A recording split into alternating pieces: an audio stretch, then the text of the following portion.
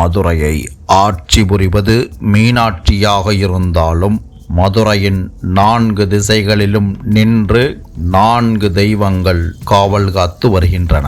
ஆம், மேற்கு பகுதியில் கோச்சடை முத்தையா சுவாமியும், கிழக்கு பகுதியின் காவல் தெய்வமாக வண்டியூர் மாரியம்மனும், வடக்கு பகுதியின் காவல் தெய்வமாக பேச்சியம்மனும் இருக்க, தென்கிழக்கே தென்பகுதியின் காவல் தெய்வமாக இருப்பவர்தான் மதுரை பாண்டி முனீஸ்வரர் என்று அழைக்கப்படும் ஜடாமுனீஸ்வரர். பாண்டிசாமி மிகவும் கோபக்கார சாமி. இவரை வந்து கும்பிடுபவர்களுக்கு வேண்டியதை அருள்பவர். பேய், பிணி, பில்லி, சூனியம் எதுவாக இருந்தாலும் இவரை வந்து கும்பிட்டால் போதும், அனைத்தும் விலகி ஓடிவிடும். மதுரை மட்டுமல்லாமல் சுற்றி இருக்கும் பல மாவட்ட மக்களின் குலதெய்வமாகவும் இருந்து வருகிறார். வாரத்தின் 7 நாட்களிலும் இங்கு திருவிழா கோலம்தான். குறிப்பாக ஞாயிற்றுக்கிழமையன்று இந்த பகுதியை வாகனங்களில் கடப்பது என்பதே சிரமம். அந்த அளவிற்கு மக்கள் கூட்டம் அலைமோதும்.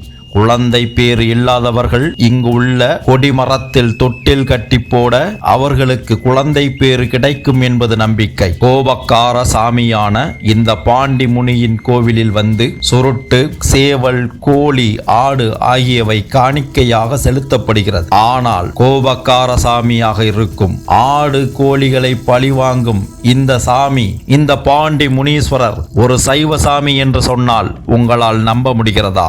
ஆம், பாண்டி முனீஸ்வரர் ஒரு சைவ பிரியர். இவருக்கு தேங்காய் பழமும் பொங்கலும் பொறிகடலையுமே இவருக்கு விரும்பி படைக்கப்படுகிறது. அப்படி என்றால் ஆடு, கோழி, சேவல் பலியிடப்படுவது யாருக்கு? ஆம், பாண்டியிடம் வைக்கப்படும் கோரிக்கைகளை நிறைவேற்றுபவராக இருப்பவர், பாண்டி முனீஸ்வரரின் தளபதியாக விளங்குபவர் சமயன் கருப்பசாமி. அவருக்கே ஆடு, கோழி, சேவல் ஆகியவை பலியிடப்படுகின்றன. இங்கு இருக்கும் சமய கருப்பசாமி மிகவும் துடியானவர் என்று கூறப்படுகிறது. பாண்டி முனீஸ்வரரிடம் வைக்கப்படும் அனைத்து கோரிக்கைகளும் வேண்டுதல்களையும் இந்த சமய கருப்பசாமியே நிறைவேற்றுகிறார்.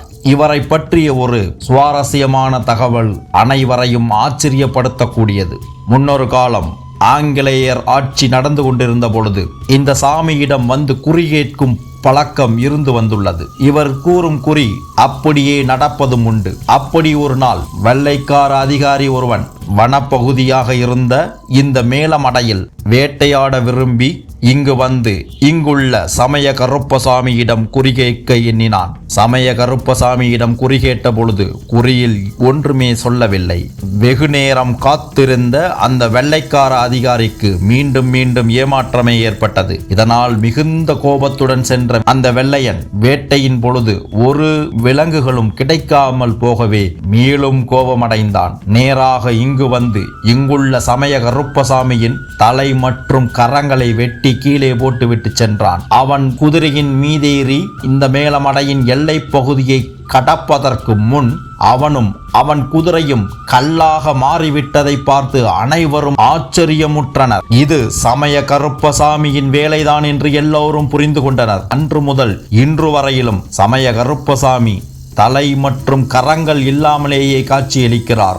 சமய கருப்பசாமிக்கு பொய் என்பது சுத்தமாக பிடிக்காது. அவர் தர்மத்திற்கே துணை இருப்பவர். பாண்டி முனியின் இந்த ஆலயத்திற்கு வரும் அனைவரும் சமய கருப்பசாமியையும் ஆண்டிசாமியையும் வணங்கிச் செல்ல அவர்கள் சமய கருப்பனின் பாதுகாவல் கிடைக்கப் பெறுவார்கள்.